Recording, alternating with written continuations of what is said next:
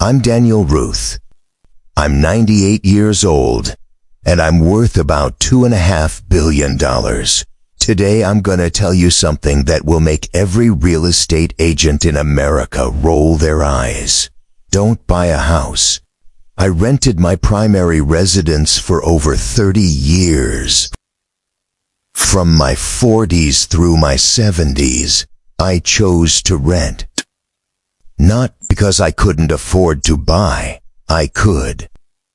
I was already a multimillionaire. I rented because the math told me to.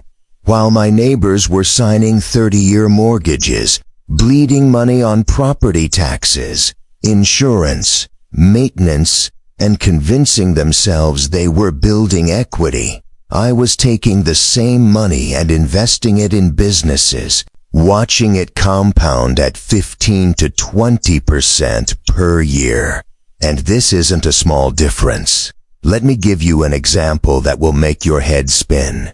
The average American who buys a $400,000 house today will pay approximately $1.2 million over 30 years when you include mortgage interest, property taxes, insurance, maintenance, and opportunity cost. That house might be worth $600,000 in real, inflation-adjusted dollars 3 decades from now. Now let's imagine if that same $1.2 million had been invested at a conservative 10% annual return. In 30 years, that same money becomes $21 million. One choice gives you a house. The other gives you financial freedom. And yet, every financial guru, every parent, every well-meaning friend will tell you the same thing. Buy a house. It's the American dream. Don't waste money on rent. They are wrong. Dead wrong. And I'm going to show you why using math, not emotion. Because real estate is the single biggest financial decision most people make. And most people make it completely wrong. Let's start with the simple question. How much does a $400,000 house actually cost? Most people will say $400,000. That is wrong. Dead wrong. Let's break it down. First, the down payment. Most people put down 20%. That's $80,000. That's $80,000 you no longer have to invest. Next, you finance $320,000 at, say, 7% interest over 30 years. That comes to a monthly payment of $2,129. Over 30 years, you pay $766,440 in total payments. $446,440 of that in interest alone. You just paid for the house twice, and we haven't even included property taxes yet. The national average property tax is roughly 1.1% of the home's value per year. On a $400,000 house, that's about $4,400 per year. Over 30 years, factoring in home value increases, you're paying around $180,000 in property taxes. Then there's homeowner's insurance, roughly $15 per year, which adds another $45,000 over 30 years. Maintenance and repairs average 1 to 3% of home value per year. Let's be conservative and say 1.5%. That's $6,000 a year, or $180,000 over 30 years. And that assumes nothing major breaks. New roof, $15,000. HVAC replacement, $8,000. Foundation repairs, $25,000. These things happen, and you cannot predict them. Most neighborhoods have HOA fees. $200 to $500 per month, another $72,000 to $180,000 over 30 years. Utilities for a house are usually higher than an apartment. Let's estimate an extra $100 to $200 per month. That's $36,000 to $72,000 over 30 years. Closing costs when buying the house run about 2 to 5%, $8,000 to $20,000. When selling, realtor commissions are roughly 6%. So if the house is worth $600,000 when sold, that's $36,000 gone. Add it all up. Down payment $80,000. Mortgage payment $766,440. Property taxes $180,000. Insurance $45,000. Maintenance $180,000. HOA fees $100,000 mid-range. Extra utilities $50,000. Closing and selling costs $50,000. Total $1,451,440. You spent nearly $1.5 million to own a house that originally cost $400,000. And that assumes nothing catastrophic happens. No divorce, no job relocation, no market crash, no major repairs beyond the conservative estimate. But the true cost is far worse because of opportunity cost. That $80,000 down payment, if invested at 10% annually for 30 years, becomes $1.4 million. The difference between your mortgage of $2,129 and what you would pay in rent, let's say $1,500 a month, is $629. If you invested that $629 per month for 30 years at 10%, you would have another $1.3 million.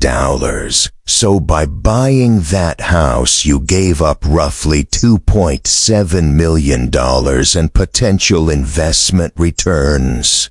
Now consider this. The house might be worth $600,000 in 30 years. You paid $1.45 million for it. You gave up $2.7 million in investment returns. Your total cost, if measured against opportunity cost, is $3.55 million. And for what?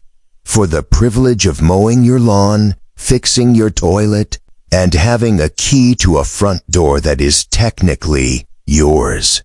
This is why I rented. People assume everyone is right about homeownership because it's been the American dream for generations. Parents, grandparents, media, society, they all tell you buying is smart. But luck in the 1960s and 70s does not translate to today. Houses were 2 or 3 times annual income back then. Today, 6 to 10 times annual income is common in most cities. What worked for them no longer works for you. Yet everyone still gives advice based on a world that no longer exists. Real estate agents will tell you buying is best because that's their job. Banks love mortgages because they're profitable. And the government subsidizes homeownership because the construction industry employs millions and homeowners vote. Parents and friends reinforce it emotionally. People who bought houses rationalize it emotionally. They tell themselves, I'm building equity. I'm not throwing money away. This is called post-purchase rationalization. But in reality, they are consuming wealth, not building it. Most people confuse net worth with real wealth. Owning a house worth $600,000 doesn't mean you can spend $600,000 freely. Real wealth is liquid and generates income. Houses, unless rented out, generate nothing. Many are house rich but cash poor, with high equity and minimal retirement savings. I'm not saying never buy. Buying makes sense if you plan to stay put for 10 to 15 years or longer. If you can buy significantly below market value, if you house hack a duplex, triplex, or fourplex, if housing costs are extremely low relative to rent, or if you are already financially independent. Outside those situations, renting and investing aggressively is far superior. Rent a place 30 to 50% cheaper than a mortgage would be. Take your down payment, monthly savings, and maintenance savings, and invest them. Over decades, the compounding of this money produces far more wealth than any single-family house could. You can house hack. Buy a multi-unit property, live in one unit, rent the others. If you do it right, rental income covers your mortgage and expenses. You live essentially for free while building equity. Scale this over a decade, and you could own $1 to $2 million in income-producing real estate while barely spending on your living costs. Geographic arbitrage also works. Live in a low-cost area while working remotely for a high-paying company. If you earn $100,000 a year and spend $800 a month on rent, you can save $50,000 a year. 10 years of this lifestyle combined with investment growth could leave you financially independent in your 40s or early 50s. REITs allow real estate exposure without the hassles of ownership. You get dividends, liquidity, and growth without toilets to fix, roofs to replace, or property taxes to pay. Buying land rather than structures is another strategy. Structures depreciate and require maintenance. Raw land appreciates and requires almost nothing. I've made millions this way, never once fixing a roof. Starting a business is another opportunity. Your down payment and mortgage savings could be business capital, yielding 20 to 50% or more in annual returns. Every dollar you put in a house is a dollar you don't put into a business that could scale exponentially. And then there's the boring but effective strategy. Index funds. $500 a month in the S&P 500 at 10% annual growth yields over $1 million in 30 years. Not exciting, but effective. Let me tell you a story. In the 1970s, I had a neighbor, an engineer, similar income. He bought an $80,000 house with a 30-year mortgage. I rented and invested. 30 years later, he owned his house worth $350,000. I had $15 million in liquid investments. Same starting point, same area, completely different outcomes. The difference was understanding opportunity cost. His satisfaction was pride of ownership. Mine was financial freedom. I'm 98 years old. I've watched thousands trade freedom for pride, work into their 70s because they spent their wealth-building years on mortgages, property taxes, and maintenance. Don't be them. Rent, invest, and build real wealth. Buy a house later with cash if you want. The truth is, home ownership is consumption disguised as investment. Buying a house does not make you wealthy. It destroys wealth. Banks, agents, and government all profit from you buying, and society has been conditioned to believe it is smart. You now know better. What you do with this knowledge is entirely up to you.